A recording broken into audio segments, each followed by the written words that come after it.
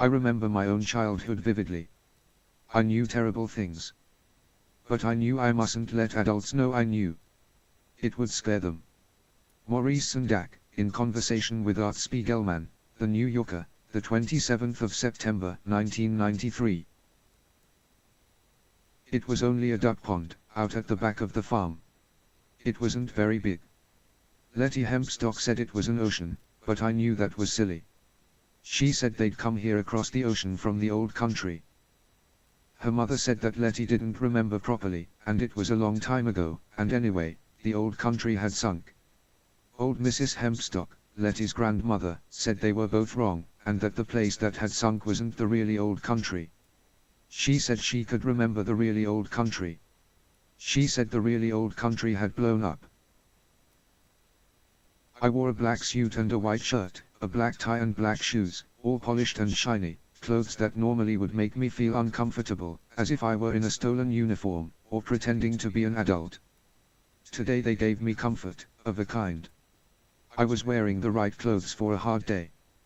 I had done my duty in the morning, spoken the words I was meant to speak, and I meant them as I spoke them, and then, when the service was done, I got in my car and I drove, randomly, without a plan, with an hour or so to kill before I met more people I had not seen for years and shook more hands and drank too many cups of tea from the best china. I drove along winding Sussex country roads I only half remembered, until I found myself headed towards the town centre, so I turned, randomly, down another road, and took a left, and a right. It was only then that I realized where I was going, where I had been going all along, and I grimaced at my own foolishness. I had been driving towards a house that had not existed for decades. I thought of turning around, then, as I drove down a wide street that had once been a flint lane beside a barley field, of turning back and leaving the past undisturbed.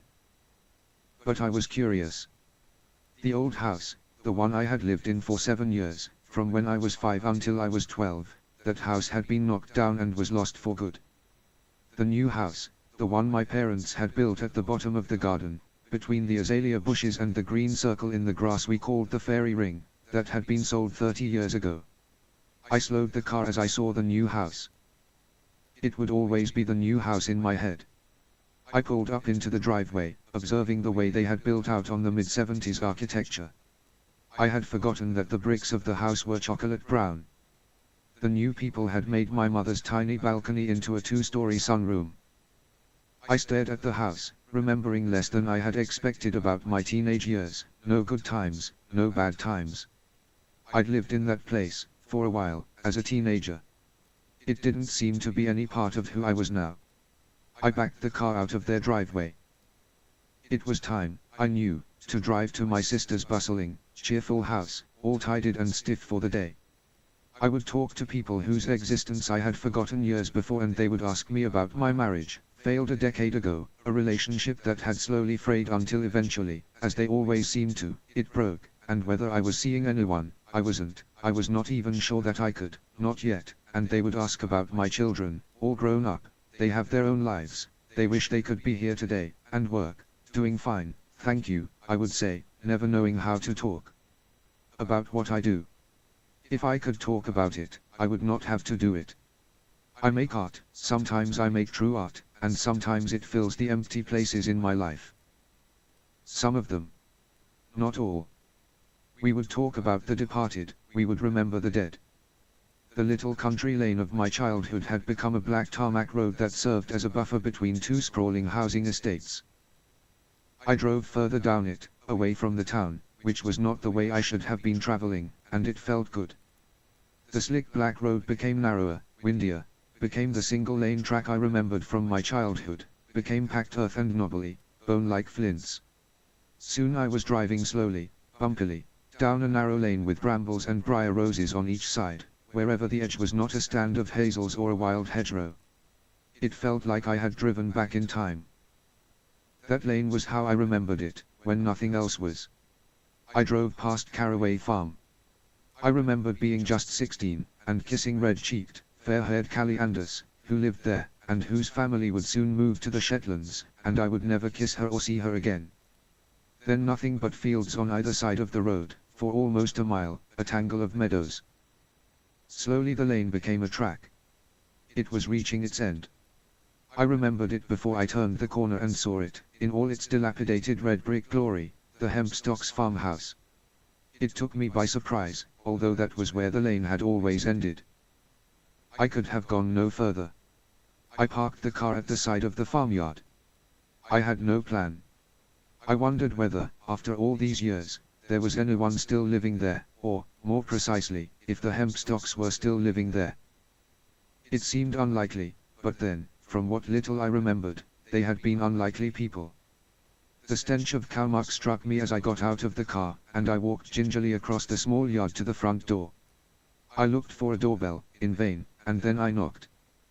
The door had not been latched properly, and it swung gently open as I rapped it with my knuckles. I had been here, hadn't I, a long time ago? I was sure I had. Childhood memories are sometimes covered and obscured beneath the things that come later, like childhood toys forgotten at the bottom of a crammed adult closet, but they are never lost for good. I stood in the hallway and called, "Hello? Is there anybody here?" I heard nothing. I smelled bread baking and wax furniture polish and old wood. My eyes were slow to adjust to the darkness. I peered into it, was getting ready to turn and leave when an elderly woman came out of the dim hallway holding a white duster. She wore her grey hair long. I said, "Mrs. Hempstock." She tipped her head to one side, looked at me. "Yes. I do know you, young man," she said. "I am not a young man. Not any longer. I know you, but things get messy when you get to my age." "Who are you, exactly?" "I think I must have been about 7, maybe 8, the last time I was here." She smiled then. "You were Lettie's friend. From the top of the lane. You gave me milk. It was warm, from the cows. And then I realized how many years had gone by, and I said, 'No, you didn't do that, that must have been your mother who gave me the milk. I'm sorry.' As we age, we become our parents, live long enough and we see faces repeat in time. I remembered Mrs. Hempstock, Lettie's mother, as a stout woman. This woman was stick-thin, and she looked delicate. She looked like her mother, like the woman I had known as old Mrs. Hempstock. Sometimes when I look in the mirror I see my father's face, not my own, and I remember the way he would smile at himself, in mirrors, before he went out. "Looking good," he'd say to his reflection, approvingly. "Looking good. Are you here to see Lettie?" Mrs. Hempstock asked. "Is she here?" The idea surprised me. She had gone somewhere, hadn't she? America. The old woman shook her head. I was just about to put the kettle on. "Do you fancy a spot of tea?" I hesitated. Then I said that, if she didn't mind, I'd like it if she could point me towards the duck pond first. Duck pond. I knew Lettie had had a funny name for it. I remembered that. She called it the sea. Something like that. The old woman put the cloth down on the dresser. "Can't drink the water from the sea, can you? Too salty. Like drinking life's blood. Do you remember the way? You can get to it around the side of the house. Just follow the path." If you'd asked me an hour before, I would have said no, I did not remember the way. I do not even think I would have remembered Lettie Hempstock's name. But standing in that hallway, it was all coming back to me. Memories were waiting at the edges of things, beckoning to me. Had you told me that I was 7 again, I might have half believed you, for a moment. Thank you. I walked into the farmyard. I went past the chicken coop, past the old barn and along the edge of the field, remembering where I was, and what was coming next, and exulting in the knowledge. Hazels lined the side of the meadow. I picked a handful of the green nuts, put them in my pocket. The pond is next, I thought. I just have to go around this shed, and I'll see it. I saw it and felt oddly proud of myself, as if that one act of memory had blown away some of the cobwebs of the day. The pond was smaller than I remembered. There was a little wooden shed on the far side, and, by the path, an ancient, heavy wood and metal bench. The peeling wooden slats had been painted green a few years ago. I sat on the bench, and stared at the reflection of the sky in the water, at the scum of duckweed at the edges, and the half-dozen lily pads. Every now and again I tossed a hazelnut into the middle of the pond that Lettie Hempstock had called. It wasn't the sea, was it? She would be older than I am now, Lettie Hempstock. She was only a handful of years older than I was back then, for all her funny talk. She was 11. What was I? It was after the bad birthday party. I knew that. So I would have been 7. I wondered if we had ever fallen in the water. Had I pushed her into the duck pond, that strange girl who lived in the farm at the very bottom of the lane? I remembered her being in the water. Perhaps she had pushed me in too. Where did she go? America. No, Australia. That was it. Somewhere a long way away. And it wasn't the sea. It was the ocean. Lettie Hempstock's ocean. I remembered that, and, remembering that, I remembered everything. Nobody came to my 7th birthday party. There was a table laid with jellies and trifles, with a party hat beside each place and a birthday cake with 7 candles on it in the center of the table. The cake had a book drawn on it, in icing. My mother, who had organized the party, told me that the lady at the bakery said that they had never put a book on a birthday cake before, and that mostly for boys it was footballs or spaceships. I was their first book. When it became obvious that nobody was coming, my mother lit the 7 candles on the cake, and I blew them out. I ate a slice of the cake, as did my little sister and one of her friends, both of them attending the party as observers, not participants, before they fled, giggling, to the garden. Party games had been prepared by my mother, but because nobody was there, not even my sister, none of the party games were played, and I unwrapped the newspaper around the pass the parcel gift myself, revealing a blue plastic Batman figure. I was sad that nobody had come to my party, but happy that I had a Batman figure, and there was a birthday present waiting to be read, a boxed set of the Narnia books, which I took upstairs. I lay on the bed and lost myself in the stories. I liked that. Books were safer than other people anyway.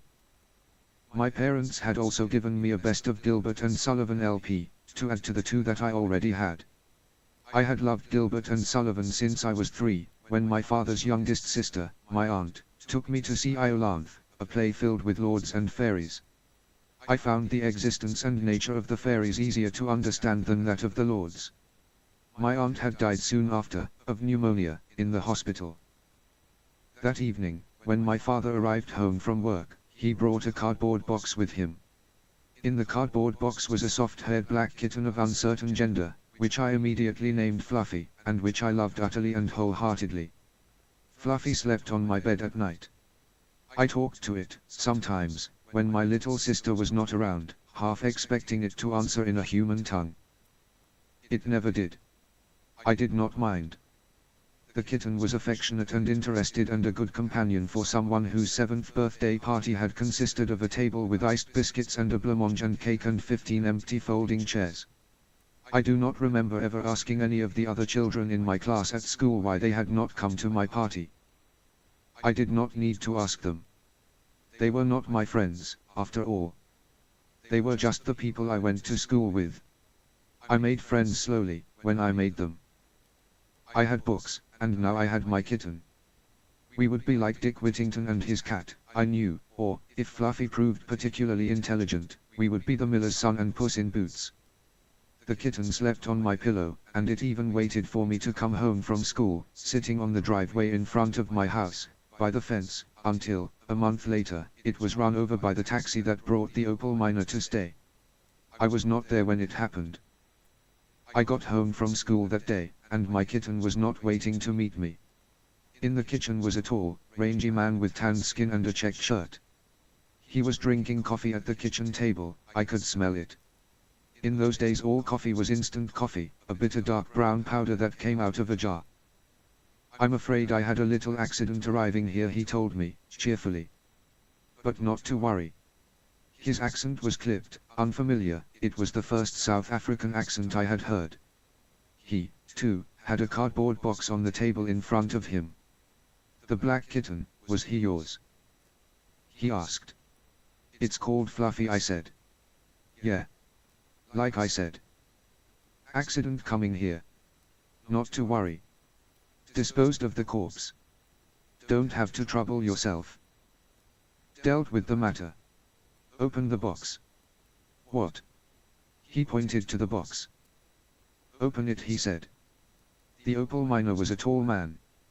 He wore jeans and checked shirts every time I saw him, except the last. He had a thick chain of pale gold around his neck. That was gone the last time I saw him, too. I did not want to open his box. I wanted to go off on my own. I wanted to cry for my kitten, but I could not do that if anyone else was there and watching me. I wanted to mourn. I wanted to bury my friend at the bottom of the garden, past the green grass fairy ring, into the rhododendron bush cave, back past the heap of grass cuttings, where nobody ever went but me. The box moved. Bought it for you, said the man. Always pay my debts. I reached out, lifted the top flap of the box, wondering if this was a joke, if my kitten would be in there. Instead, a ginger face stared up at me truculently. The opal miner took the cat out of the box. He was a huge, ginger-striped tomcat, missing half an ear. He glared at me angrily. This cat had not liked being put in a box. He was not used to boxes. I reached out to stroke his head, feeling unfaithful to the memory of my kitten, but he pulled back, so I could not touch him, and he hissed at me, then stalked off to a far corner of the room, where he sat and looked and hated. There you go. Cat for a cat, said the opal miner, and he ruffled my hair with his leathery hand. Then he went out into the hall, leaving me in the kitchen with the cat that was not my kitten. The man put his head back through the door. It's called Monster, he said. It felt like a bad joke. I propped open the kitchen door, so the cat could get out. Then I went up to my bedroom, and lay on my bed and cried for dead Fluffy. When my parents got home that evening, I do not think my kitten was even mentioned. Monster lived with us for a week or more. I put cat food in the bowl for him in the morning and again at night, as I had for my kitten. He would sit by the back door until I, or someone else, let him out. We saw him in the garden, slipping from bush to bush, or in trees, or in the undergrowth. We could trace his movements by the dead blue tits and thrushes we would find in the garden, but we saw him rarely. I missed Fluffy. I knew you could not simply replace something alive, but I dared not grumble to my parents about it. They would have been baffled at my upset. After all, if my kitten had been killed, it had also been replaced. The damage had been made up. It all came back, and even as it came back I knew it would not be for long. All the things I remembered, sitting on the green bench beside the little pond that Lettie Hempstock had once convinced me was an ocean. I was not happy as a child, although from time to time I was content. I lived in books more than I lived anywhere else. Our house was large and many-roomed, which was good when they bought it, and my father had money, not good later. My parents called me into their bedroom one afternoon, very formally. I thought I must have done something wrong and was therefore telling off, but no, they told me only that they were no longer affluent, that we would all need to make sacrifices, and that what I would be sacrificing was my bedroom, the little room at the top of the stairs. I was sad. My bedroom had a tiny little yellow wash basin they had put in for me, just my size. The room was above the kitchen, and immediately up the stairs from the television room, so at night I could hear the comforting buzz of adult conversation up the stairs, through my half-open door, and I did not feel alone. Also, in my bedroom, nobody minded if I kept the whole door half open, allowing in enough light that I was not scared of the dark, and, just as important, allowing me to read secretly, after my bedtime, in the dim hallway light, if I needed to. I always needed to. Exiled to my little sister's huge bedroom, I was not heartbroken. There were already 3 beds in there, and I took the bed by the window. I loved that I could climb out of that bedroom window onto the long brick balcony, that I could sleep with the window open and feel the wind and the rain on my face. But we argued, my sister and I, argued about everything. She liked to sleep with the door to the hall closed, and the immediate arguments about whether the bedroom door should be open or shut were summarily resolved by my mother writing a chart that hung on the back of the door, showing that alternate nights were mine or my sister's.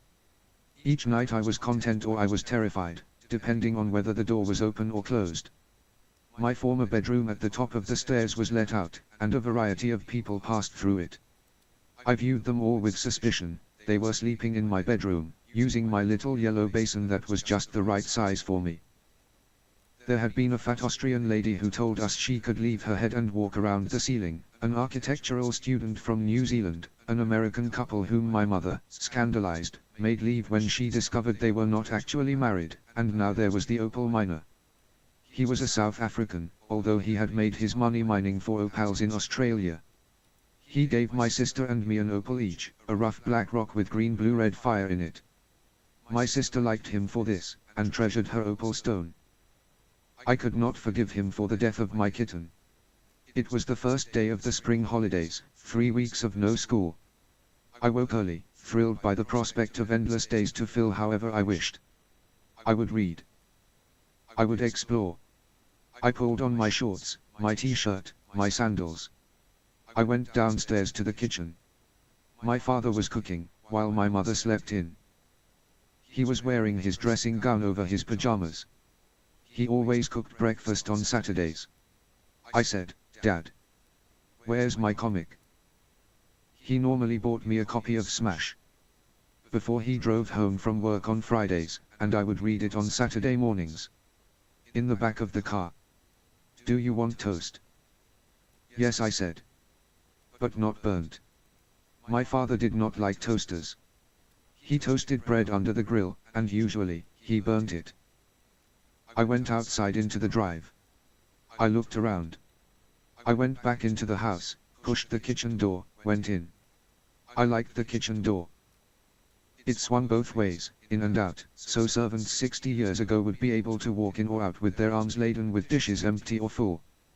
"Dad, where's the car?" "In the drive." "No, it isn't." "What?" The telephone rang, and my father went out into the hall, where the phone was, to answer it. I heard him talking to someone. The toast began to smoke under the grill. I got up on a chair and turned the grill off. "That was the police," my father said. "Someone's reported seeing our car abandoned at the bottom of the lane." I said I hadn't even reported it stolen yet. "Right. We can head down now, meet them there." Toast. He pulled the pan out from beneath the grill. The toast was smoking and blackened on one side. "Is my comic there? Or did they steal it?" "I don't know. The police didn't mention your comic." My father put peanut butter on the burnt side of each piece of toast, replaced his dressing gown with a coat worn over his pajamas, put on a pair of shoes, and we walked down the lane together. He munched his toast as we walked. I held my toast, and did not eat it. We had walked for perhaps 5 minutes down the narrow lane, which ran through fields on each side, when a police car came up behind us. It slowed, and the driver greeted my father by name. I hid my piece of burnt toast behind my back while my father talked to the policeman. I wished my family would buy normal sliced white bread, the kind that went into toasters, like every other family I knew. My father had found a local baker's shop where they made thick loaves of heavy brown bread, and he insisted on buying them. He said they tasted better, which was, to my mind, nonsense. Proper bread was white, and pre-sliced, and tasted like almost nothing. That was the point. The driver of the police car got out, opened the passenger door, told me to get in. My father rode up front beside the driver. The police car went slowly down the lane.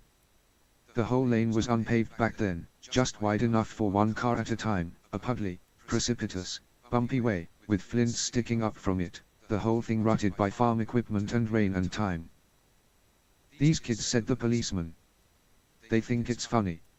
Steal a car, drive it around, abandon it. They'll be locals." "I'm just glad it was found so fast," said my father. Past Caraway Farm, where a small girl with hair so blonde it was almost white, and red cheeks stared at us as we went past.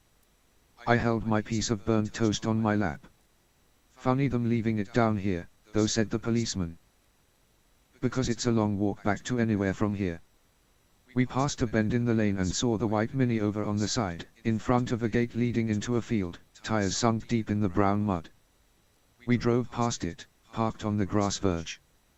The policeman let me out, and the three of us walked over to the Mini, while the policeman told my dad about crime in this area, and why it was obviously the local kids who had done it. Then my dad was opening the passenger side door with his spare key. He said, "Someone's left something on the back seat."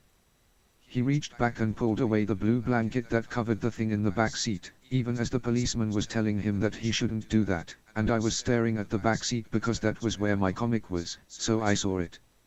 It wasn't it, the thing I was looking at, not a him.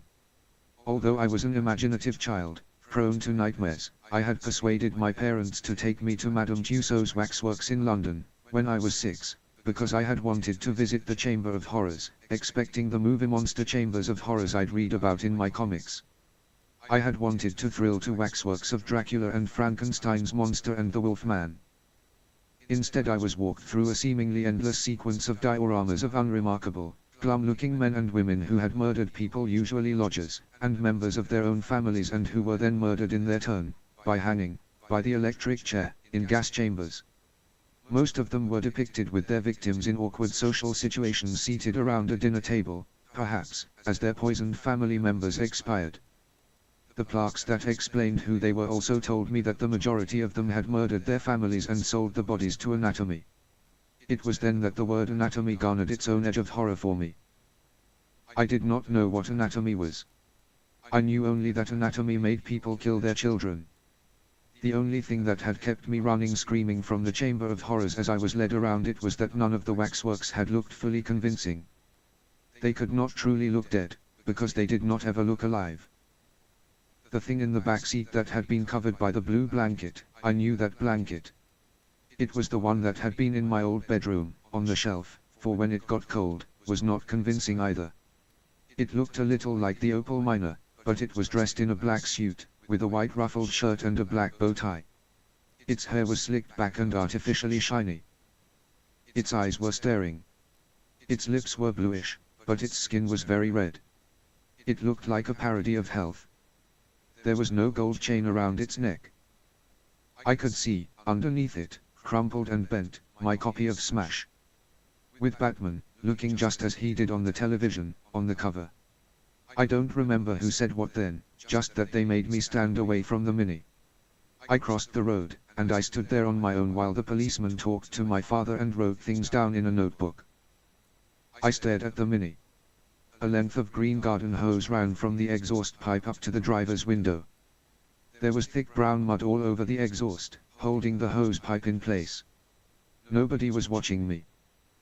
I took a bite of my toast. It was burnt and cold. At home, my father ate all the most burnt pieces of toast. "Yum," he'd say, "and charcoal. Good for you. And burnt toast. My favorite." And he'd eat it all up. When I was much older, he confessed to me that he had never liked burnt toast, had only eaten it to prevent it from going to waste, and for a fraction of a moment, my entire childhood felt like a lie. It was as if one of the pillars of belief that my world had been built upon had crumbled into dry sand. The policeman spoke into a radio in the front of his car. Then he crossed the road and came over to me. "Sorry about this, Sonny," he said. "There's going to be a few more cars coming down this road in a minute. We should find you somewhere to wait that you won't be in the way. Would you like to sit in the back of my car again?" I shook my head. I didn't want to sit there again. Somebody, a girl, said, "He can come back with me to the farmhouse. It's no trouble." She was much older than me, at least 11. Her hair was worn relatively short, for a girl, and her nose was snub. She was freckled. She wore a red skirt. Girls didn't wear jeans much back then, not in those parts. She had a soft Sussex accent and sharp grey-blue eyes. The girl went, with the policeman, over to my father, and she got permission to take me away, and then I was walking down the lane with her. I said, "There is a dead man in our car." "That's why he came down here," she told me. "The end of the road. Nobody's going to find him and stop him around here, 3 o'clock in the morning. And the mud there is wet and easy to mold. Do you think he killed himself?" "Yes." "Do you like milk?" "Gran's milking Bessie now." I said, "You mean, real milk from a cow?" And then felt foolish, but she nodded, reassuringly. I thought about this. I'd never had milk that didn't come from a bottle. I think I'd like that. We stopped at a small barn where an old woman, much older than my parents, with long grey hair, like cobwebs, and a thin face, was standing beside a cow. Long black tubes were attached to each of the cow's teats. We used to milk them by hand, she told me. But this is easier. She showed me how the milk went from the cow down the black tubes and into the machine, through a cooler and into huge metal churns. The churns were left on a heavy wooden platform outside the barn, where they would be collected each day by a lorry. The old lady gave me a cup of creamy milk from Bessie the cow, the fresh milk before it had gone through the cooler. Nothing I had drunk had ever tasted like that before, rich and warm and perfectly happy in my mouth. I remembered that milk after I had forgotten everything else. There's more of them up the lane, said the old woman, suddenly. All sorts coming down with lights flashing and all. Such a palaver. You should get the boy into the kitchen. He's hungry, and a cup of milk won't do a growing boy. The girl said, have you eaten? Just a piece of toast. It was burned.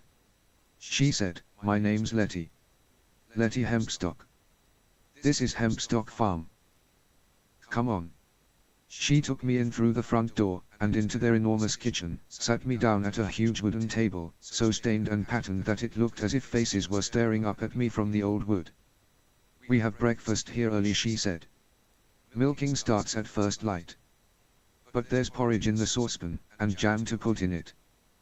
She gave me a china bowl filled with warm porridge from the stove top, with a lump of homemade blackberry jam, my favorite, in the middle of the porridge. Then she poured cream on it. I swished it around with my spoon before I ate it, swirling it into a purple mess, and was as happy as I have ever been about anything. It tasted perfect.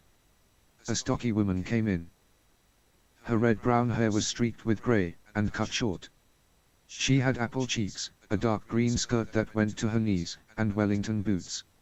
She said, this must be the boy from the top of the lane. Such a business going on with that car. There'll be 5 of them needing tea soon.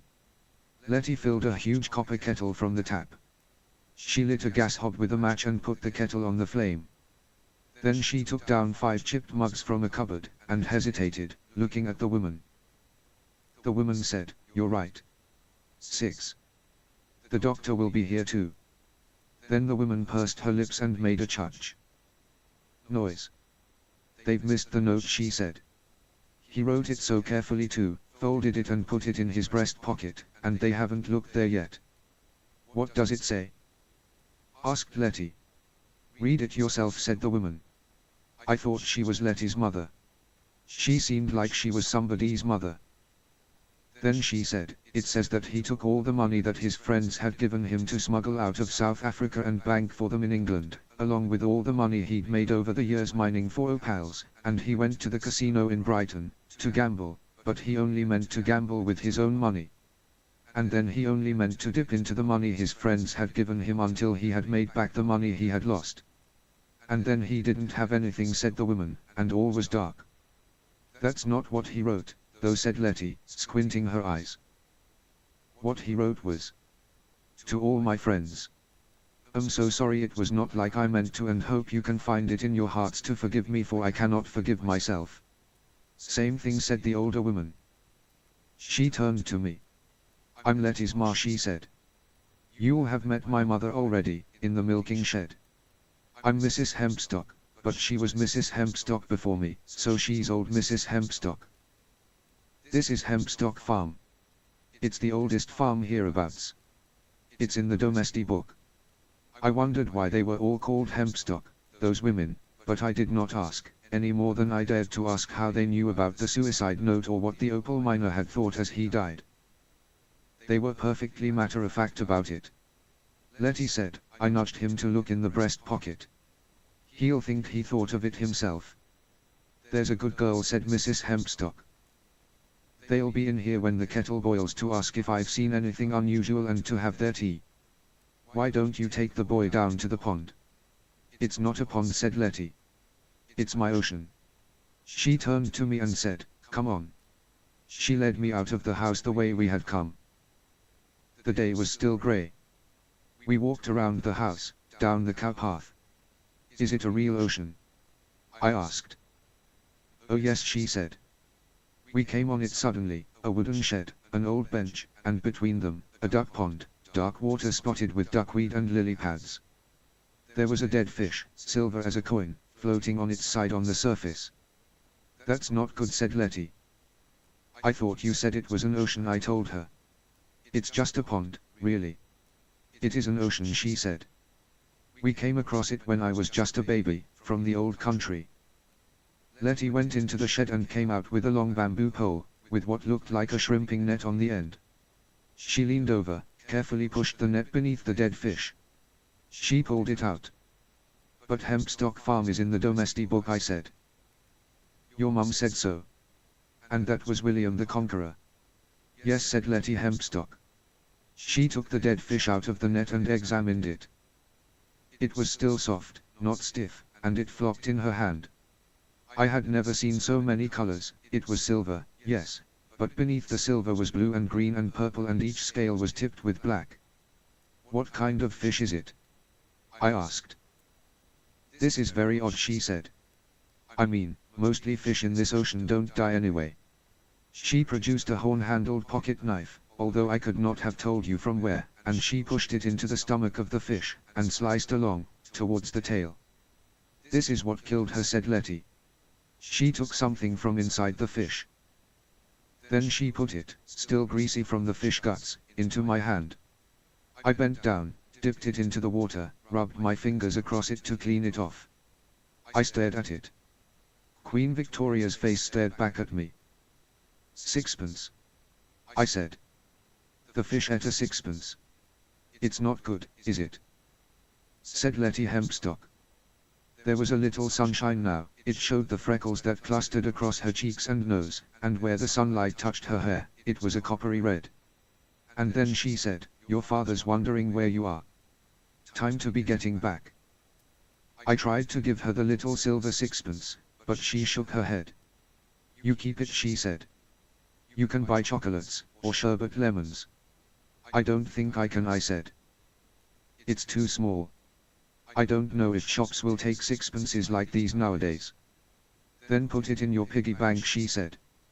It might bring you luck. She said this doubtfully, as if she were uncertain what kind of luck it would bring. The policeman and my father and two men in brown suits and ties were standing in the farmhouse kitchen. One of the men told me he was a policeman, but he wasn't wearing a uniform, which I thought was disappointing. If I were a policeman, I would wear my uniform whenever I could. The other man with a suit and tie I recognized as Dr. Smith's son, our family doctor. They were finishing their tea. My father thanked Mrs. Hempstock and Lettie for taking care of me, and they said I was no trouble at all, and that I could come again. The policeman who had driven us down to the Mini now drove us back to our house, and dropped us off at the end of the drive.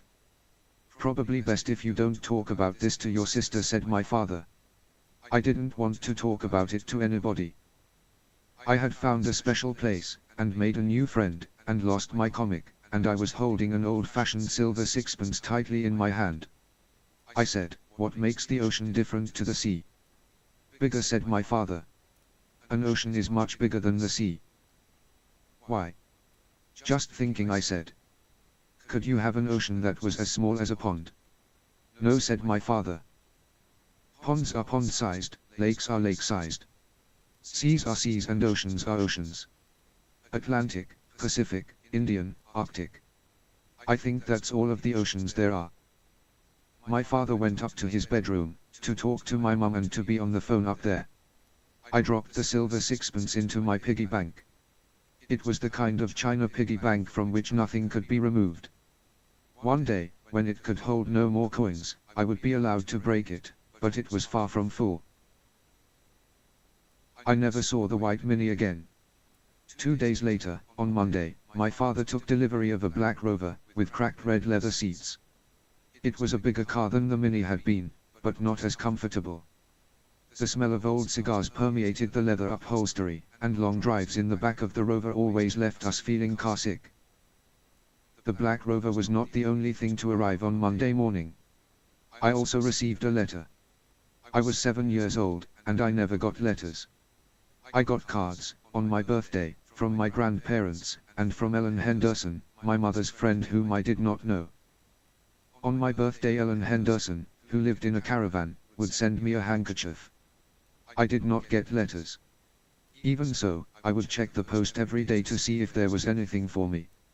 And that morning, there was. I opened it, did not understand what I was looking at, and took it to my mother. "You've won the premium bonds," she said. "What does that mean?" "When you were born, when all of her grandchildren were born, your grandma bought you a premium bond. And when the number gets chosen, you can win thousands of pounds." Did I win thousands of pounds? No, she looked at the slip of paper. "You've won £25. I was sad not to have won thousands of pounds. I already knew what I would buy with it. I would buy a place to go and be alone, like a bat cave, with a hidden entrance, but I was delighted to be in possession of a fortune beyond my previous imaginings. £25. I could buy 4 little blackjack or fruit salad sweets for a penny. They were a farthing each, although there were no more farthings. £25, at 240 pennies to the pound and 4 sweets to the penny, was more sweets than I could easily imagine. "I'll put it in your post office account," said my mother, crushing my dreams.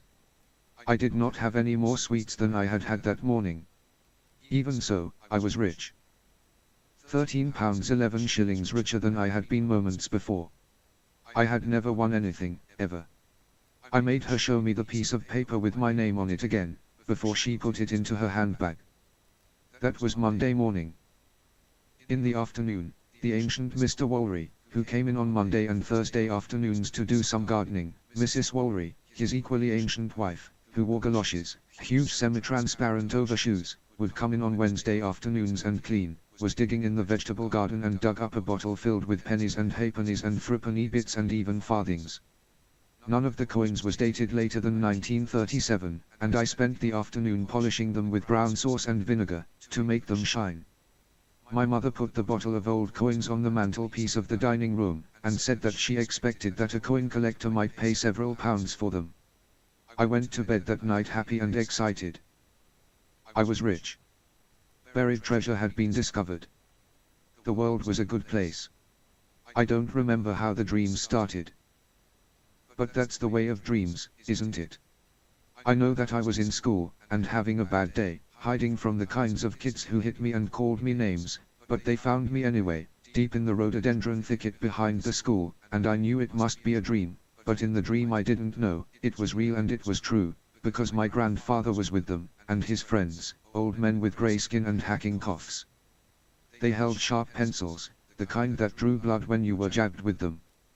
I ran from them, but they were faster than I was, the old men, and the big boys, and in the boys' toilets, where I had hidden in a cubicle, they caught up with me. They held me down, forced my mouth wide open. My grandfather, but it was not my grandfather, it was really a waxwork of my grandfather, intent on selling me to anatomy, held something sharp and glittering, and he began pushing it into my mouth with his stubby fingers. It was hard and sharp and familiar, and it made me gag and choke. My mouth filled with a metallic taste. They were looking at me with mean, triumphant eyes, all the people in the boys' toilets, and I tried not to choke on the thing in my throat, determined not to give them that satisfaction. I woke and I was choking. I could not breathe. There was something in my throat, hard and sharp and stopping me from breathing or from crying out. I began to cough as I woke, tears streaming down my cheeks, nose running. I pushed my fingers as deeply as I could into my mouth, desperate and panicked and determined. I felt the edge of something hard with the tip of my forefinger, put the middle finger on the other side of it, choking myself, clamping the thing between them, and I pulled whatever it was out of my throat. I gasped for breath, and then I half vomited onto my bed sheets, threw up a clear drool flecked with blood, from where the thing had cut my throat as I had pulled it out. I did not look at the thing. It was tight in my hand, slimy with my saliva and my phlegm. I did not want to look at it. I did not want it to exist, the bridge between my dream and the waking world. I ran down the hallway to the bathroom, at the far end of the house. I washed my mouth out, drank directly from the cold tap, spat red into the white sink. Only when I'd done that did I sit on the side of the white bathtub and open my hand. I was scared. But what was in my hand, what had been in my throat, wasn't scary. It was a coin, a silver shilling. I went back to the bedroom. I dressed myself, cleaned the vomit from my sheets as best I could with a damp face flannel. I hoped that the sheets would dry before I had to sleep in the bed that night. Then I went downstairs. I wanted to tell someone about the shilling, but I did not know who to tell. I knew enough about adults to know that if I did tell them what had happened, I would not be believed. Adults rarely seemed to believe me when I told the truth anyway. Why would they believe me about something so unlikely? My sister was playing in the back garden with some of her friends. She ran over to me angrily when she saw me. She said, "I hate you. I'm telling Mummy and Daddy when they come home." "What?" "You know," she said. "I know it was you." "What was me?" "Throwing coins at me. At all of us. From the bushes. That was just nasty. But I didn't. It hurt." She went back to her friends, and they all glared at me. My throat felt painful and ragged. I walked down the drive. I don't know where I was thinking of going, I just didn't want to be there any longer. Lettie Hempstock was standing at the bottom of the drive, beneath the chestnut trees. She looked as if she had been waiting for 100 years and could wait for another 100. She wore a white dress, but the light coming through the chestnut's young spring leaves stained it green. I said, "Hello." She said, "You were having bad dreams, weren't you?" I took the shilling out of my pocket and showed it to her. "I was choking on it," I told her, "when I woke up. But I don't know how it got into my mouth. If someone had put it into my mouth, I would have woken up. It was just in there, when I woke." "Yes," she said. "My sister says I threw coins at them from the bushes, but I didn't." "No," she agreed. "You didn't." I said, "Lettie. What's happening?" "Oh," she said, as if it was obvious. "Someone's just trying to give people money, that's all. But it's doing it very badly, and it's stirring things up around here that should be asleep. And that's not good. Is it something to do with the man who died? Something to do with him?" "Yes." "Is he doing this?" She shook her head. Then she said, "Have you had breakfast?" I shook my head. "Well then," she said, "come on." We walked down the lane together. There were a few houses down the lane, here and there, back then, and she pointed to them as we went past. "In that house," said Lettie Hempstock, "a man dreamed of being sold and of being turned into money. Now he's started seeing things in mirrors." "What kinds of things?" "Himself. But with fingers poking out of his eye sockets. And things coming out of his mouth. Like crab claws." I thought about people with crab legs coming out of their mouths, in mirrors. Why did I find a shilling in my throat? He wanted people to have money. The opal miner. Who died in the car? Yes. Sort of. Not exactly. He started this all off, like someone lighting a fuse on a firework. His death lit the touch paper. The thing that's exploding right now, that isn't him. That's somebody else. Something else." She rubbed her freckled nose with a grubby hand. "A lady's gone mad in that house," she told me, and it would not have occurred to me to doubt her. "She has money in the mattress. Now she won't get out of bed, in case someone takes it from her." "How do you know?" She shrugged. "Once you've been around for a bit, you get to know stuff." I kicked a stone. "By a bit, do you mean a really long time?" She nodded. "How old are you, really?" I asked. 11. I thought for a while. Then I asked, "How long have you been 11 for?" She smiled at me. We walked past Caraway Farm. The farmers, whom one day I would come to know as Callie and as parents, were standing in their farmyard, shouting at each other. They stopped when they saw us. When we rounded a bend in the lane, and were out of sight, Lettie said, "Those poor people." "Why are they poor people?" "Because they've been having money problems. And this morning he had a dream where she was doing bad things to earn money. So he looked in her handbag and found lots of folded up 10-shilling notes. She says she doesn't know where they came from, and he doesn't believe her. He doesn't know what to believe. All the fighting and the dreams. It's about money, isn't it? I'm not sure, said Lettie, and she seemed so grown up then that I was almost scared of her. Whatever's happening, she said, eventually, it can all be sorted out. She saw the expression on my face then, worried. Scared even. And she said, after pancakes. Lettie cooked us pancakes on a big metal griddle, on the kitchen stove. They were paper thin, and as each pancake was done, Lettie would squeeze lemon onto it, and plop a blob of plum jam into the center, and roll it tightly, like a cigar. When there were enough, we sat at the kitchen table and wolfed them down. There was a hearth in that kitchen, and there were ashes still smoldering in the hearth, from the night before. That kitchen was a friendly place, I thought. I said to Lettie, I'm scared. She smiled at me. I'll make sure you're safe. I promise. I'm not scared. I was still scared, but not as much. It's just scary. I said I promise, said Lettie Hempstock. I won't let you be hurt. Hurt? Said a high, cracked voice. Who's hurt? What's been hurt? Why would anybody be hurt? It was old Mrs. Hempstock, her apron held between her hands, and in the hollow of the apron so many daffodils that the light reflected up from them transformed her face to gold, and the kitchen seemed bathed in yellow light. Lettie said, something's causing trouble. It's giving people money. In their dreams and in real life. She showed the old lady my shilling. My friend found himself choking on this shilling when he woke up this morning. Old Mrs. Hempstock put her apron on the kitchen table, rapidly moved the daffodils off the cloth and onto the wood. Then she took the shilling from Lettie. She squinted at it, sniffed it, rubbed at it, listened to it, or put it to her ear, at any rate, then touched it with the tip of her purple tongue. It's new, she said, at last. It says 1912 on it, but it didn't exist yesterday. Lettie said, I knew there was something funny about it. I looked up at old Mrs. Hempstock.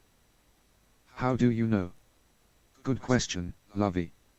It's electron decay, mostly. You have to look at things closely to see the electrons. They're the little dinky ones that look like tiny smiles. The neutrons are the grey ones that look like frowns. The electrons were all a bit too smiley for 1912, so then I checked the sides of the letters and the old king's head, and everything was a tad too crisp and sharp. Even where they were worn, it was as if they'd been made to be worn. You must have very good eyesight, I told her. I was impressed. She gave me back the coin. Not as good as it once was, but then, when you get to be my age, your eyesight won't be as sharp as it once was, neither. And she let out a guffaw as if she had said something very funny. How old is that? Lettie looked at me, and I was worried that I'd said something rude. Sometimes adults didn't like to be asked their ages, and sometimes they did. In my experience, old people did. They were proud of their ages. Mrs. Walry was 77, and Mr. Walry was 89, and they liked telling us how old they were. Old Mrs. Hempstock went over to a cupboard, and took out several colorful vases. Old enough, she said. I remember when the moon was made. Hasn't there always been a moon? Bless you. Not in the slightest. I remember the day the moon came. We looked up in the sky, it was all dirty brown and sooty grey here then, not green and blue. She half filled each of the vases at the sink. Then she took a pair of blackened kitchen scissors, and snipped off the bottom half-inch of stem from each of the daffodils. I said, are you sure it's not that man's ghost doing this? Are you sure we aren't being haunted? They both laughed then, the girl and the old woman, and I felt stupid. I said, sorry. Ghosts can't make things, said Lettie. They aren't even good at moving things. Old Mrs. Hempstock said, go and get your mother.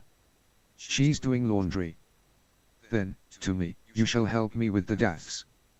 I helped her put the flowers into the vases, and she asked my opinion on where to put the vases in the kitchen. We placed them where I suggested, and I felt wonderfully important. The daffodils sat like patches of sunlight, making that dark wooden kitchen even more cheerful. The floor was red flagstone. The walls were whitewashed. The old woman gave me a lump of honeycomb, from the Hempstock's own beehive, on a chipped saucer, and poured a little cream over it from a jug. I ate it with a spoon, chewing the wax like gum, letting the honey flow into my mouth, sweet and sticky with an aftertaste of wild flowers. I was scraping the last of the cream and honey from the saucer when Lettie and her mother came into the kitchen. Mrs. Hempstock still had big Wellington boots on, and she strode in as if she were in an enormous hurry. "Mother," she said, giving the boy honey. "You'll rot his teeth." Old Mrs. Hempstock shrugged. "I'll have a word with the wigglers in his mouth," she said. "Get them to leave his teeth alone." "You can't just boss bacteria around like that," said the younger Mrs. Hempstock. "They don't like it." "Stuff and silliness," said the old lady. "You leave wigglers alone and they'll be carrying on like anything. Show them who's boss and they can't do enough for you." "You've tasted my cheese." She turned to me. "I've won medals for my cheese." Medals? Back in the old king's day there were those who'd ride for a week to buy a round of my cheese. They said that the king himself had it with his bread, and his boys, Prince Dickon and Prince Geoffrey and even little Prince John. They swore it was the finest cheese they had ever tasted. "Gran," said Lettie, and the old lady stopped, mid-flow. Lettie's mother said, "You'll be needing a hazel wand." And she added, somewhat doubtfully, "I suppose you could take the lad. It's his coin, and it'll be easier to carry if he's with you." "Something she made." "She," said Lettie. She was holding her horn-handled penknife, with the blade closed. "Tastes like a she," said Lettie's mother. "I might be wrong, mind." "Don't take the boy," said old Mrs. Hempstock. "Asking for trouble, that is." I was disappointed. "We'll be fine," said Lettie. "I'll take care of him. Him and me. It'll be an adventure. And he'll be company. Please, Gran." I looked up at old Mrs. Hempstock with hope on my face, and waited. "Don't say I didn't warn you, if it all goes wobbly," said old Mrs. Hempstock. "Thank you, Gran. I won't. And I'll be careful." Old Mrs. Hempstock sniffed. "Now, don't do anything stupid. Approach it with care. Bind it, close its ways, send it back to sleep." "I know," said Lettie. "I know all that. Honestly. We'll be fine." That's what she said. But we weren't. Lettie led me to a hazel thicket beside the old road. The hazel catkins were hanging heavy in the spring, and broke off a branch. Then, with her knife, as if she had done it 10,000 times before, she stripped it of bark and cut it again so that now it resembled a Y. She put the knife away, I did not see where it went, and held the two ends of the Y in her hands. "I'm not dowsing," she told me. "Just using it as a guide. We're looking for a blue bottle, I think, to start with. Or something purpley blue, and shiny." I looked around with her. "I can't see one." "It'll be here," she assured me.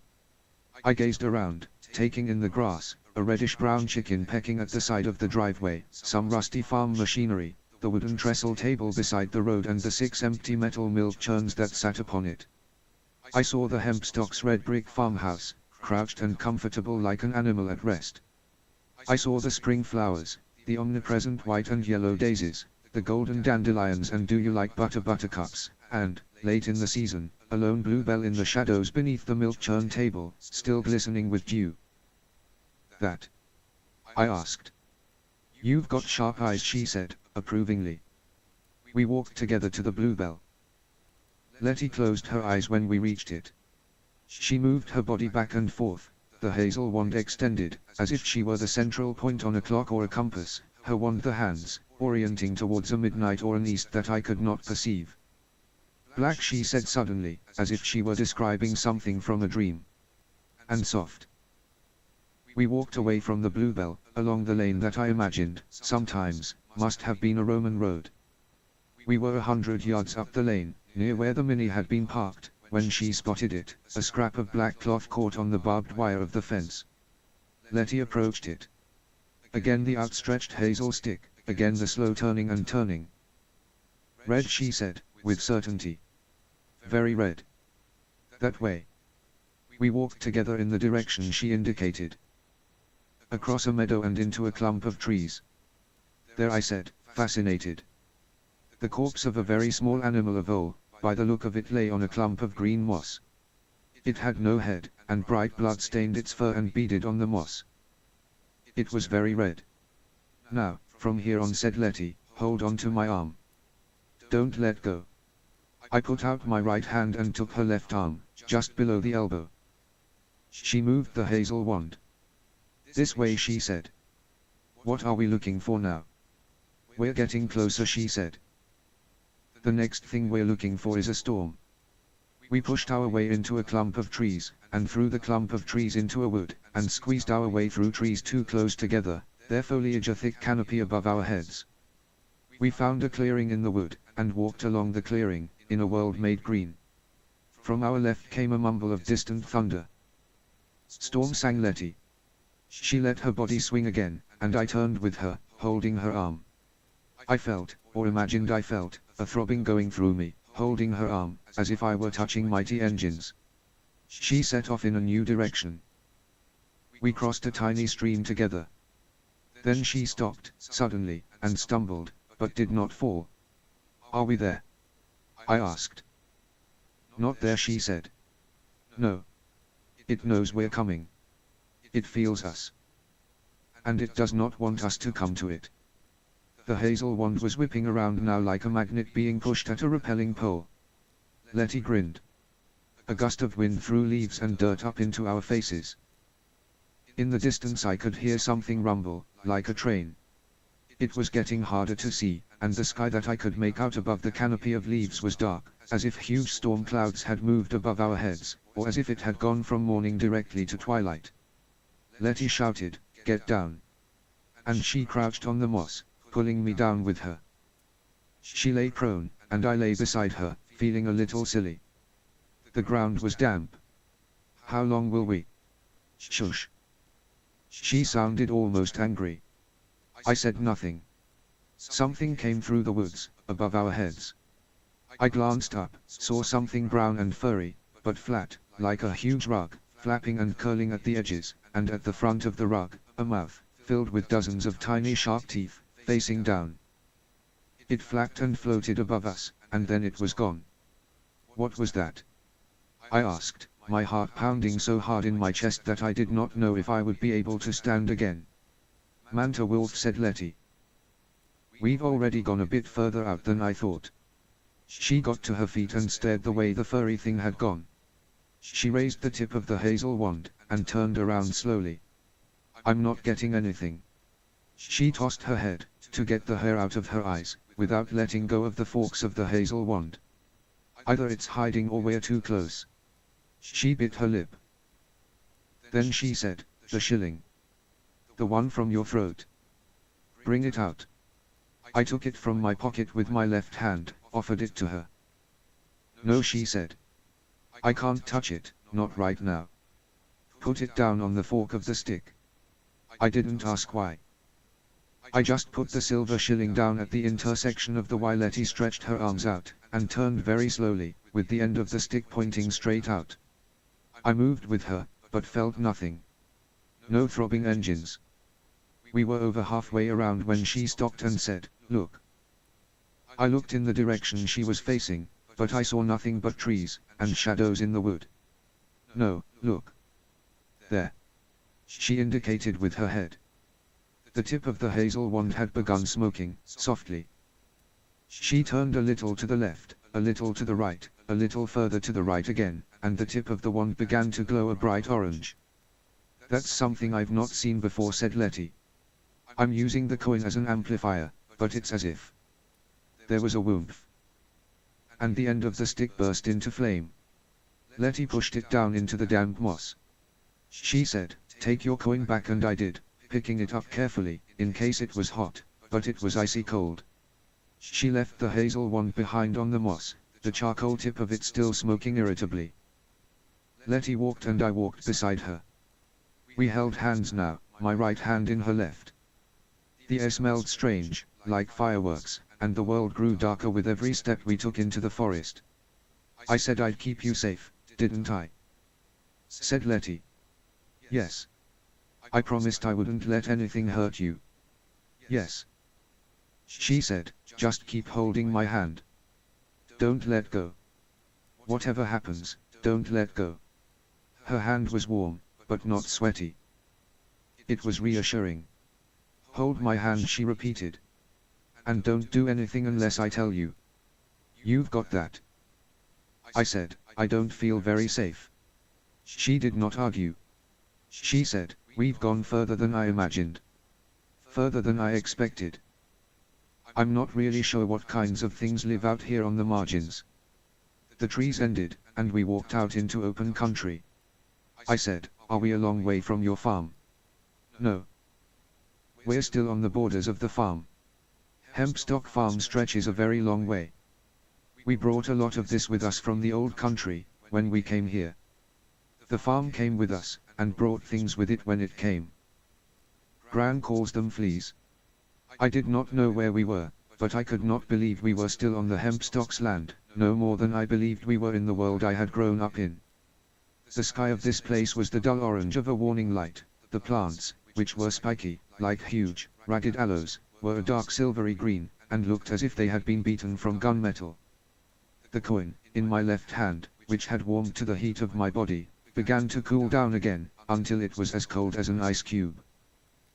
My right hand held Lettie Hempstock's hand as tightly as it could. She said, we're here.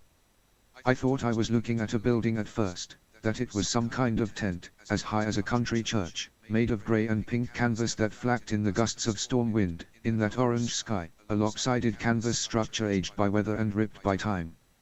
And then it turned and I saw its face, and I heard something make a whimpering sound, like a dog that had been kicked, and I realized that the thing that was whimpering was me. Its face was ragged, and its eyes were deep holes in the fabric. There was nothing behind it, just a grey canvas mask, huger than I could have imagined, all ripped and torn, blowing in the gusts of storm wind. Something shifted, and the ragged thing looked down at us. Lettie Hempstock said, name yourself. There was a pause. Empty eyes stared down. Then a voice as featureless as the wind said, I am the lady of this place. I have been here for such a long time. Since before the little people sacrificed each other on the rocks. My name is my own, child. Not yours. Now leave me be, before I blow you all away. It gestured with a limb like a broken mainsail, and I felt myself shivering. Lettie Hempstock squeezed my hand and I felt braver. She said, asked you to name yourself, I did. I heard more empty boasts of age and time. Now, you tell me your name and I asking you a third time. She sounded more like a country girl than she ever had before. Perhaps it was the anger in her voice, her words came out differently when she was angry. No, whispered the grey thing, flatly. Little girl, who's your friend? Lettie whispered, don't say nothing. I nodded, pressed my lips tightly together. I am growing tired of this, said the grey thing, with a petulant shake of its ragged cloth arms. Something came to me, and pleaded for love and help. It told me how I could make all the things like it happy. That they are simple creatures, and all any of them want is money, just money, and nothing more. Little tokens of work. If it had asked, I would have given them wisdom, or peace, perfect peace. None of that, said Lettie Hempstock. You've got nothing to give them that they want. Let them be.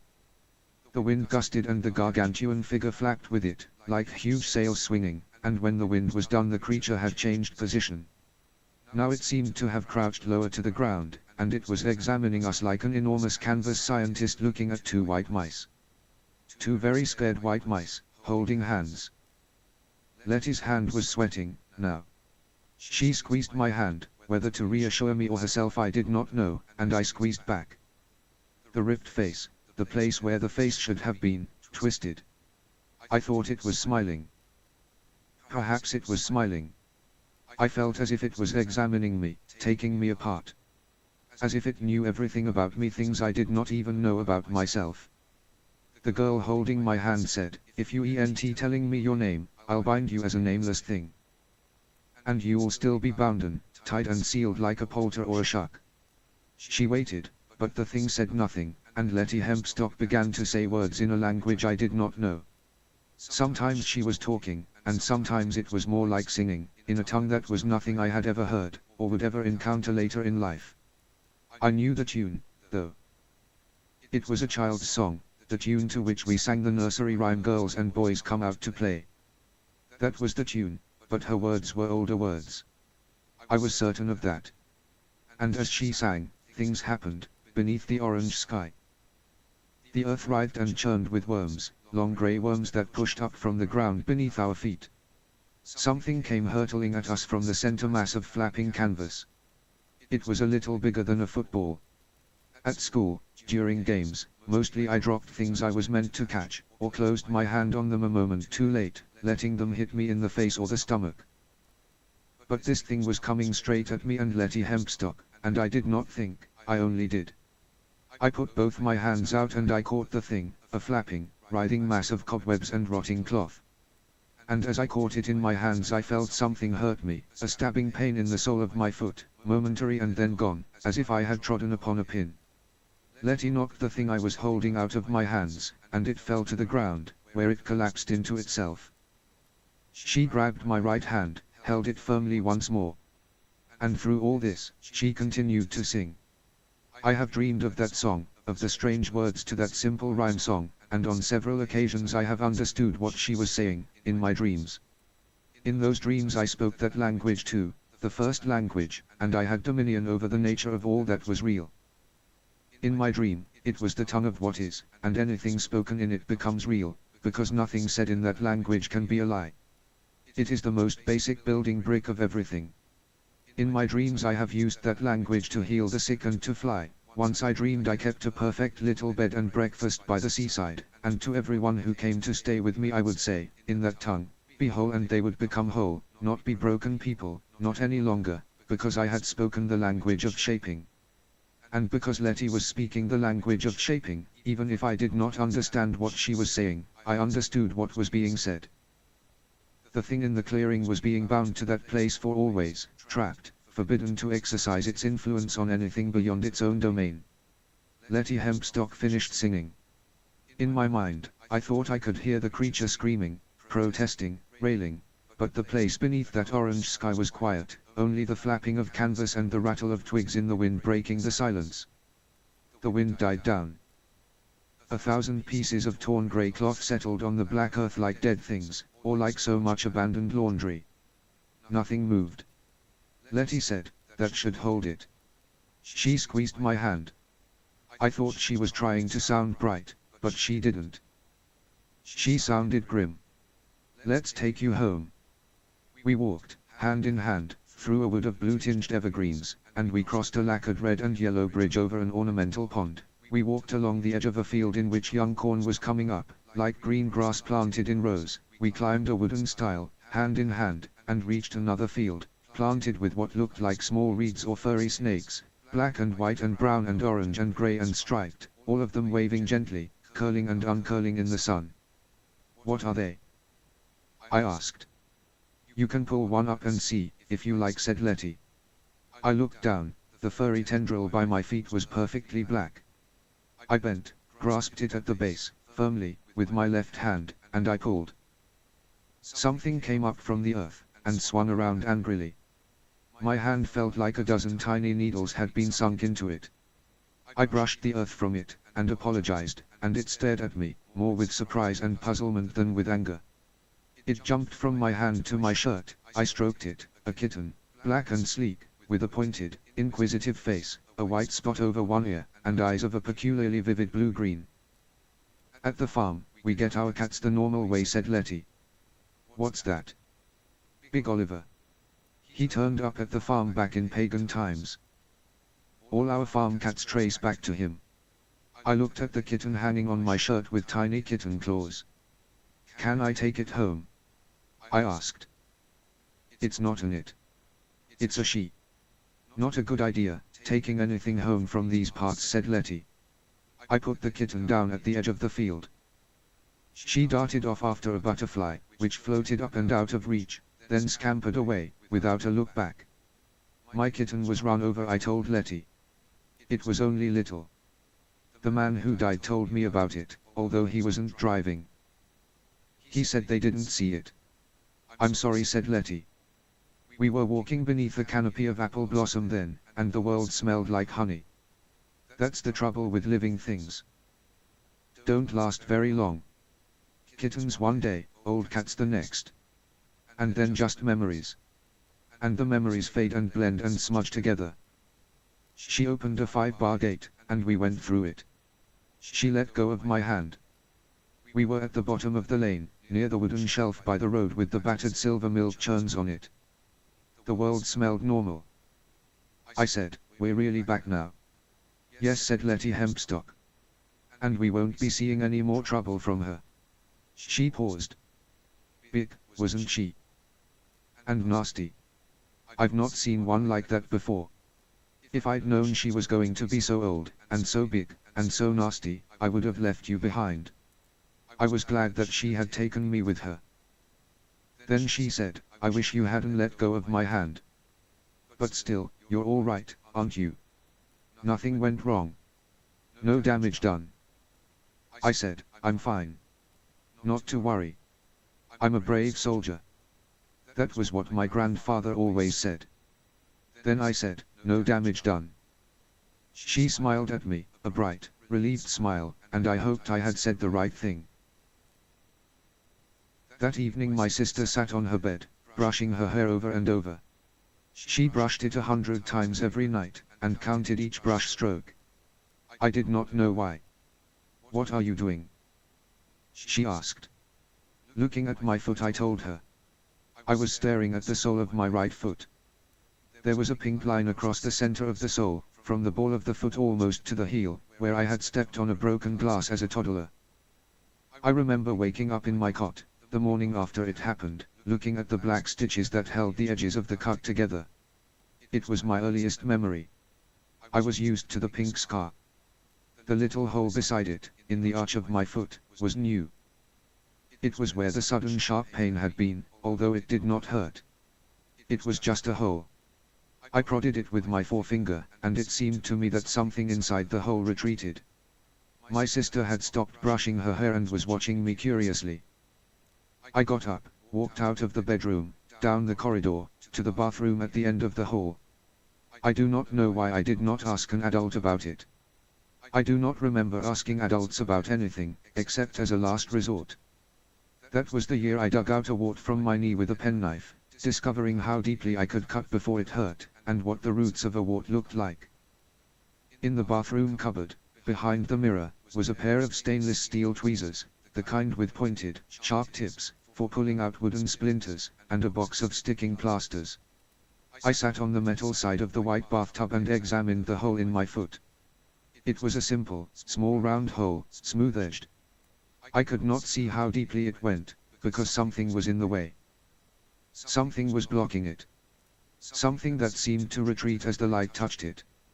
I held the tweezers, and I watched. Nothing happened. Nothing changed. I put the forefinger of my left hand over the hole, gently, blocking the light. Then I put the tip of the tweezers beside the hole and I waited. I counted to 100, inspired, perhaps, by my sister's hair brushing. Then I pulled my finger away and stabbed in with the tweezers. I caught the head of the worm, if that was what it was, by the tip, between the metal prongs, and I squeezed it, and I pulled. Have you ever tried to pull a worm from a hole? You know how hard they can hold on. The way they use their whole bodies to grip the sides of the hole.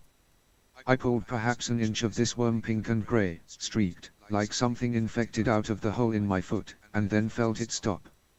I could feel it, inside my flesh, making itself rigid, unpullable. I was not scared by this. It was obviously just something that happened to people, like when the neighbor's cat, Misty, had worms. I had a worm in my foot, and I was removing the worm. I twisted the tweezers, thinking, I suspect, of spaghetti on a fork, winding the worm around the tweezers. It tried to pull back, but I turned it, a little at a time, until I could definitely pull no further. I could feel, inside me, the sticky plastic way that it tried to hold on, like a strip of pure muscle. I leaned over, as far as I could, reached out my left hand and turned on the bath's hot tap, the one with the red dot in the center, and I let it run. The water ran for 3-4 minutes out of the tap and down the pluggle before it began to steam. When the water was steaming, I extended my foot and my right arm, maintaining pressure on the tweezers and on the inch of the creature that I had wound out of my body. Then I put the place where the tweezers were under the hot tap. The water splashed my foot, but my soles were barefoot hardened, and I scarcely minded. The water that touched my fingers scalded them, but I was prepared for the heat. The worm wasn't. I felt it flex inside me, trying to pull back from the scalding water, felt it loosen its grip on the inside of my foot. I turned the tweezers, triumphantly, like picking the best scab in the world, as the creature began to come out of me, putting up less and less resistance. I pulled at it, steadily, and as it went under the hot water it slackened, until it was almost all out of me. But I was too confident, too triumphant, and impatient, and I tugged too quickly, too hard, and the worm came off in my hand. The end of it that came out of me was oozing and broken, as if it had snapped off. Still, if the creature had left anything in my foot, it was tiny. I examined the worm. It was dark gray and light gray, streaked with pink, and segmented, like a normal earthworm. Now it was out of the hot water, it seemed to be recovering. The body that had been wrapped around the tweezers now dangled, writhing, hanging from the head. Was it its head? How could I tell? Where I had pinched it.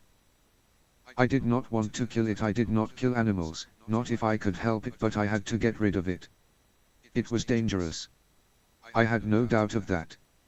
I held the worm above the bath's pluggle, where it wriggled under the scalding water. Then I let it go, and watched it vanish down the drain. I let the water run for a while, and I washed off the tweezers. Then I put a small sticking plaster over the hole in the sole of my foot, and put the plug in the bath, to prevent the worm from climbing back up the open pluggle, before I turned off the tap. I did not know if it was dead, but I did not think you came back from the drain. I put the tweezers back where I had got them from, behind the bathroom mirror, then I closed the mirror and stared at myself. I wondered, as I wondered so often when I was that age, who I was, and what exactly was looking at the face in the mirror. If the face I was looking at wasn't me, and I knew it wasn't, because I would still be me whatever happened to my face, then what was me? And what was watching? I went back to the bedroom. It was my night to have the door to the hallway open, and I waited until my sister was asleep, and wouldn't tell on me, and then, in the dim light from the hall, I read a Secret 7 mystery until I fell asleep. An admission about myself: as a very small boy, perhaps 3 or 4 years old, I could be a monster. You were a little monster, several aunts told me, on different occasions. Once I had safely reached adulthood and my dreadful infant deeds could be recalled with wry amusement. But I do not actually remember being a monster. I just remember wanting my own way. Small children believe themselves to be gods, or some of them do, and they can only be satisfied when the rest of the world goes along with their way of seeing things. But I was no longer a small boy. I was 7. I had been fearless, but now I was such a frightened child. The incident of the worm in my foot did not scare me. I did not talk about it. I wondered, though, the next day, whether people often got footworms, or whether it was something that had only ever happened to me, in the orange sky place on the edge of the Hempstock's farm. I peeled off the plaster on the sole of my foot when I awoke, and was relieved to see that the hole had begun to close up. There was a pink place where it had been, like a blood blister, but nothing more. I went down to breakfast. My mother looked happy. She said, "Good news, darling. I've got a job. They need an optometrist at Dixon's Opticians, and they want me to start this afternoon. I'll be working 4 days a week." I did not mind. I would be fine on my own. And I've got more good news. We have someone coming to look after you children while I'm away. Her name is Ursula. She'll be sleeping in your old bedroom, at the top of the stairs. She'll be a sort of housekeeper. She'll make sure you children are fed, and she'll clean the house. Mrs. Walry is having trouble with her hip, and she says it will be a few weeks before she can come back. It will be such a load off my mind to have someone here, if Daddy and I are both working. You don't have the money, I said. You said you didn't have any money. That's why I'm taking the optometrist job, she said. And Ursula's looking after you for room and board. She needs to live locally for a few months. She phoned this morning. Her references are excellent. I hoped that she would be nice. The previous housekeeper, Gertrude, 6 months earlier, had not been nice. She had enjoyed playing practical jokes on my sister and me, of the apple pie bed variety, which left us baffled. Eventually we had marched outside the house with placards saying we hate Gertrude and we do not like Gertrude's cooking, and put tiny frogs in her bed, and she had gone back to Sweden. I took a book and went out into the garden. It was a warm spring day, and sunny, and I climbed up a rope ladder to the lowest branch of the big beech tree, sat on it, and read my book. I was not scared of anything when I read my book. I was far away, in ancient Egypt, learning about Other, and how she had stalked Egypt in the form of a lioness, and killed so many people that the sands of Egypt turned red, and how they had only defeated her by mixing beer and honey and sleeping draughts, and dyeing this concoction red, so she thought it was blood, and she drank it, and fell asleep. Ra, the father of the gods, made her the goddess of love after that, so the wounds she had inflicted on people would now only be wounds of the heart. I wondered why the gods had done that. Why they hadn't just killed her, when they had the chance. I liked myths. They weren't adult stories and they weren't children's stories. They were better than that. They just were. Adult stories never made sense, and they were so slow to start. They made me feel like there were secrets, Masonic, mythic secrets, to adulthood. Why didn't adults want to read about Narnia, about secret islands and smugglers and dangerous fairies? I was getting hungry. I climbed down from my tree, and went to the back of the house, past the laundry room that smelled of laundry soap and mildew, past the little coal and wood shed, past the outside toilet where the spiders hung and waited, wooden doors painted garden green. In through the back door, along the hallway and into the kitchen. My mother was in there with a woman I had never seen before. When I saw her, my heart hurt. I mean that literally, not metaphorically. There was a momentary twinge in my chest, just a flash, and then it was gone. My sister was sitting at the kitchen table, eating a bowl of cereal. The woman was very pretty. She had shortish honey blonde hair, huge grey-blue eyes, and pale lipstick. She seemed tall, even for an adult. "Darling. This is Ursula Monckton," said my mother. I said nothing. I just stared at her. My mother nudged me. "Hello," I said.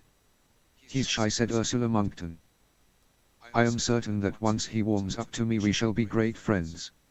She reached out a hand and patted my sister's mousy brown hair. My sister smiled a gap-toothed smile. "I like you so much," my sister said. Then she said, "To our mother and me, when I grow up I want to be Ursula Monckton." My mother and Ursula laughed. "You little dear," said Ursula Monckton. Then she turned to me. "And what about us, eh? Are we friends as well?"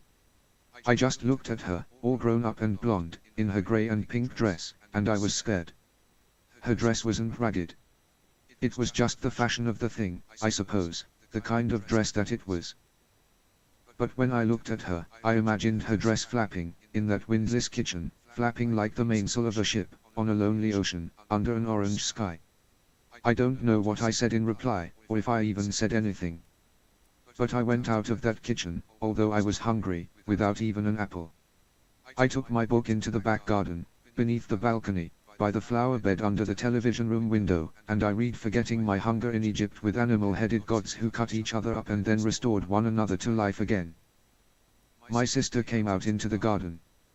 I like her so much, she told me. She's my friend. Do you want to see what she gave me? She produced a small grey purse, the kind my mother kept in her handbag for her coins, that fastened with a metal butterfly clip. It looked like it was made of leather. I wondered if it was mouse skin. She opened the purse, put her fingers into the opening, came out with a large silver coin, half a crown. "Look," she said. "Look what I got."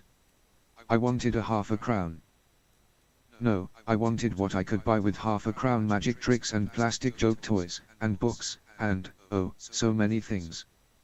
But I did not want a little grey purse with a half a crown in it. "I don't like her," I told my sister. "That's only because I saw her first," said my sister. "She's my friend." I did not think that Ursula Monckton was anybody's friend. I wanted to go and warn Lettie Hempstock about her, but what could I say? That the new housekeeper nanny wore grey and pink. That she looked at me oddly. I wished I had never let go of Lettie's hand. Ursula Monckton was my fault, I was certain of it, and I would not be able to get rid of her by flushing her down a pluggle, or putting frogs in her bed. I should have left at that moment, should have run away, fled down the lane the mile or so to the Hempstocks' farm, but I didn't, and then a taxi took my mother away to Dixon's Opticians, where she would show people letters through lenses, and dispense things to help them see more clearly, and I was left there with Ursula Monckton. She came out into the garden with a plate of sandwiches. "I've spoken to your mother," she said, a sweet smile beneath the pale lipstick, "and while I'm here, you children need to limit your travels. You can be anywhere in the house or in the garden, or I will walk with you to your friends, but you may not leave the property and simply go wandering." "Of course," said my sister. I did not say anything. My sister ate a peanut butter sandwich. I was starving. I wondered whether the sandwiches were dangerous or not. I did not know. I was scared that I would eat one and it would turn into worms in my stomach, and that they would wriggle through me, colonizing my body, until they forced their way out of my skin. I went back into the house. I pushed the kitchen door open. Ursula Monckton was not there. I filled my pockets with fruit, with apples and oranges and hard brown pears. I took 3 bananas and stuffed them down my jumper, and fled to my laboratory. My laboratory, that was what I called it, was a green-painted shed as far away from the house as you could get, built up against the side of the house's huge old garage. A fig tree grew beside the shed, although we had never tasted ripe fruit from the tree, only seen the huge leaves and the green fruits. I called it my laboratory because I kept my chemistry set in there. The chemistry set, a perennial birthday present, had been banished from the house by my father, after I had made something in a test tube. I had randomly mixed things together, and then heated them, until they had erupted and turned black, with an ammoniac stench that refused to fade. My father had said that he did not mind me doing experiments, although neither of us knew what I could possibly have been experimenting on. That did not matter. My mother had been given chemistry sets for her birthday, and see how well that had turned out, but he did not want them within smelling range of the house. I ate a banana and a pear, then hid the rest of the fruit beneath the wooden table. Adults follow paths. Children explore. Adults are content to walk the same way, hundreds of times, or thousands. Perhaps it never occurs to adults to step off the paths, to creep beneath rhododendrons, to find the spaces between fences. I was a child, and I knew a dozen different ways of getting out of our property and into the lane, ways that would not involve walking down our drive. I decided that I would creep out of the laboratory shed, along the wall to the edge of the lawn, and then into the border of azaleas and bay laurels that bordered the garden there. From the laurels, I would slip down the hill and over the rusting metal fence that bordered the lane. Nobody was looking. I ran and I crept and got through the laurels, and I went down the hill, pushing through the brambles and the nettle patches that had sprung up since the last time I went that way.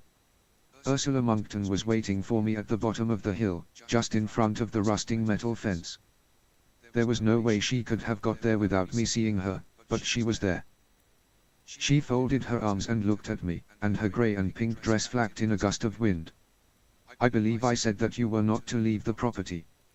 "I'm not," I told her, with a cockiness I knew I did not feel, not even a little. "I'm still on the property. I'm just exploring." "You're sneaking around," she said. I said nothing. "I think you should be in your bedroom, where I can keep an eye on you. It's time for your nap."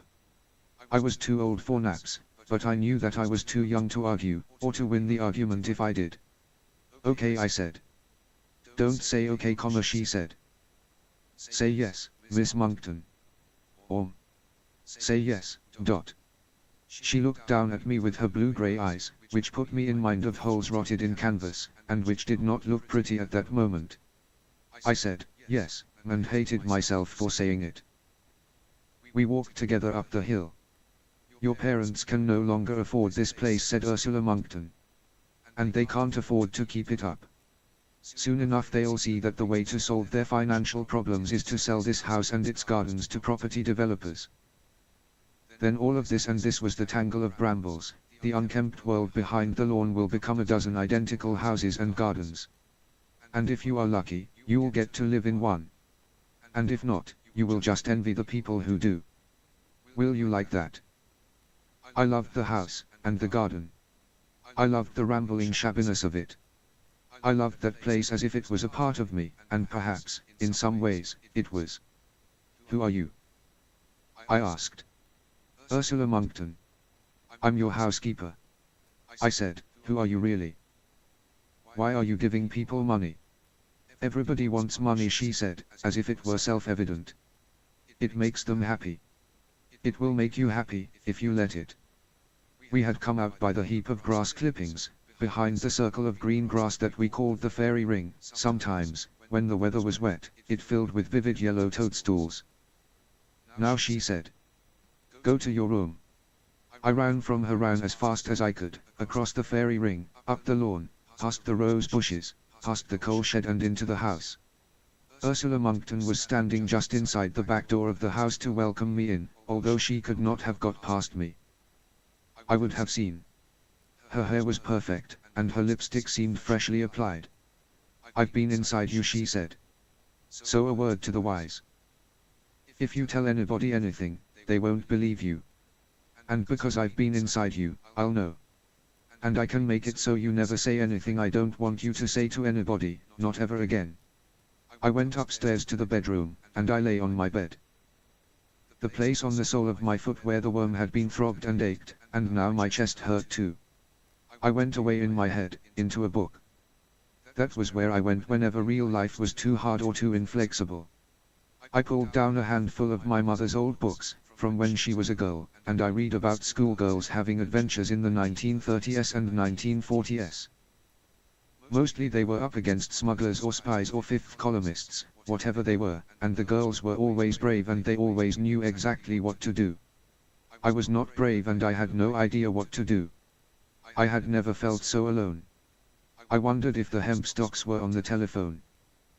It seemed unlikely, but not impossible. Perhaps it had been Mrs. Hempstock who had reported the abandoned Minnie to the police in the first place. The phone book was downstairs, but I knew the number to call directory enquiries, and I only had to ask for anybody named Hempstock living at Hempstock Farm. There was a phone in my parents' bedroom. I got off the bed, went to the doorway, looked out. The upstairs hallway was empty. As quickly, as quietly as I could, I walked into the bedroom next to mine.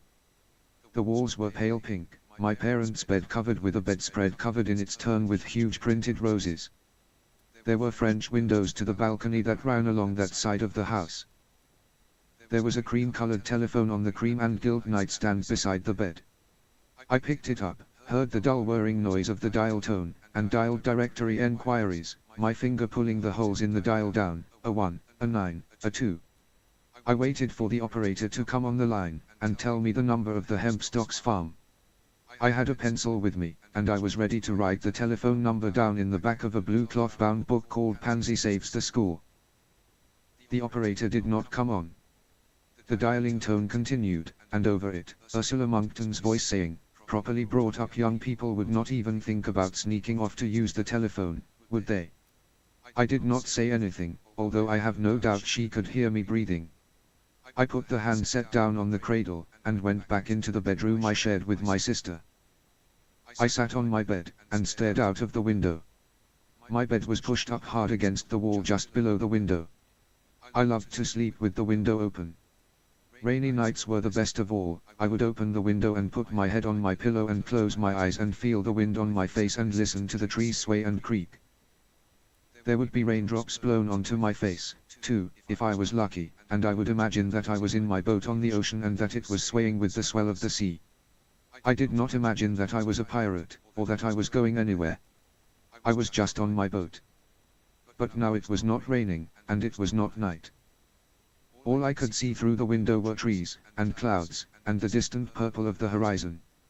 I had emergency chocolate supplies hidden beneath the large plastic Batman figurine I had acquired on my birthday, and I ate them, and as I ate them I thought of letting go of Lettie Hempstock's hand to grab the ball of rotting cloth, remembered the stabbing pain in my foot that had followed.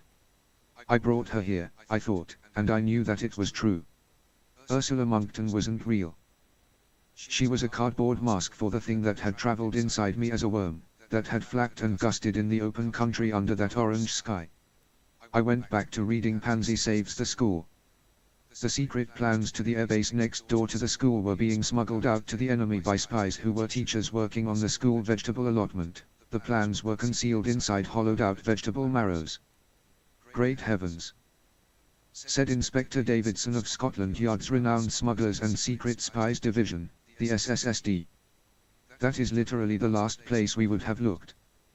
We owe you an apology, Pansy said, the stern headmistress, with an uncharacteristically warm smile, and a twinkle in her eyes that made Pansy think perhaps she had misjudged the woman all this term. You have saved the reputation of the school. Now, before you get too full of yourself, aren't there some French verbs you ought to be conjugating for madam? I could be happy with Pansy, in some part of my head, even while the rest of my head was filled with fear. I waited for my parents to come home. I would tell them what was happening. I would tell them. They would believe me. At that time my father worked in an office an hour's drive away. I was not certain what he did. He had a very nice, pretty secretary, with a toy poodle, and whenever she knew we children would be coming in to see him, she would bring the poodle in from home, and we would play with it. Sometimes we would pass buildings and my father would say, "That's one of ours." But I did not care about buildings, so I never asked how it was one of ours, or even who we were. I lay on my bed, reading book after book, until Ursula Monckton appeared in the doorway of the room and said, "You can come down now." My sister was watching television downstairs, in the television room. She was watching a program called How, a pop science and how things work show, which opened with the hosts in Native American headdresses saying how, and doing embarrassing war whoops. I wanted to turn over to the BBC, but my sister looked at me triumphantly and said, "Ursula says it can stay on whatever I want to watch and you aren't allowed to change it." I sat with her for a minute, as an old man with a moustache showed all the children of England how to tie fishing flies. I said, "She's not nice. I like her. She's pretty." My mother arrived home 5 minutes later, called hello from the corridor, then went into the kitchen to see Ursula Monckton. She reappeared. "Dinner will be ready as soon as Daddy gets home. Wash your hands." My sister went upstairs and washed her hands. I said to my mother, "I don't like her. Will you make her go away?" My mother sighed. "It is not going to be Gertrude all over again, dear. Ursula's a very nice girl, from a very good family. And she positively adores the two of you." My father came home, and dinner was served. A thick vegetable soup, then roast chicken and new potatoes with frozen peas. I loved all of the things on the table. I did not eat any of it. "I'm not hungry," I explained.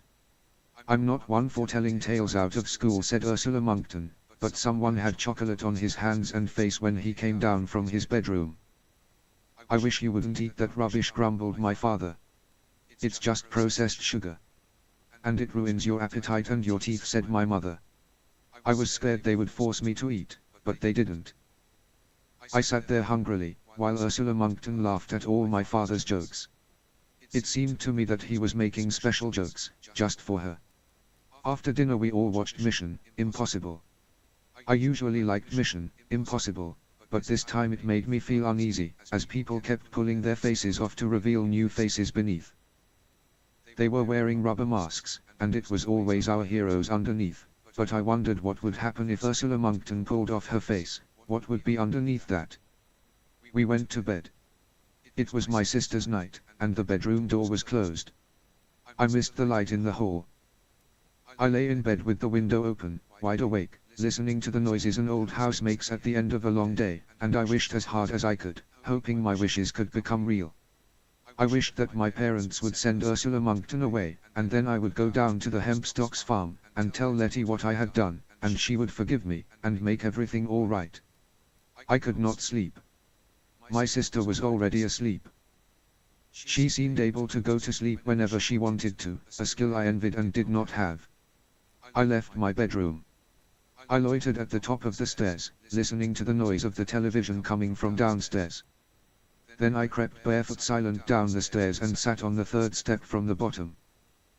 The door to the television room was half open, and if I went down another step, whoever was watching the television would be able to see me. So I waited there. I could hear the television voices punctuated by staccato bursts of TV laughter. And then, over the television voices, adults talking. Ursula Monckton said, "So, is your wife away every evening?" My father's voice. "No. She's gone this evening to organize tomorrow. But from tomorrow it will be weekly. She's raising money for Africa, in the village hall. For drilling wells, and I believe for contraception." "Well," said Ursula, "I already know all about that." She laughed, a high, tinkling laugh, which sounded friendly and true and real, and had no flapping rags in it. Then she said, "Little pictures," and a moment later the door opened the whole way, and Ursula Monckton was looking straight at me. She had redone her makeup, her pale lipstick and her big eyelashes. "Go to bed," she said. "Now." "I want to talk to my dad," I said, without hope. She said nothing, just smiled, with no warmth in it, and no love, and I went back up the stairs, and climbed into my bed, and lay in the darkened bedroom until I gave up on sleeping, and then sleep enveloped me when I was not expecting it, and I slept without comfort.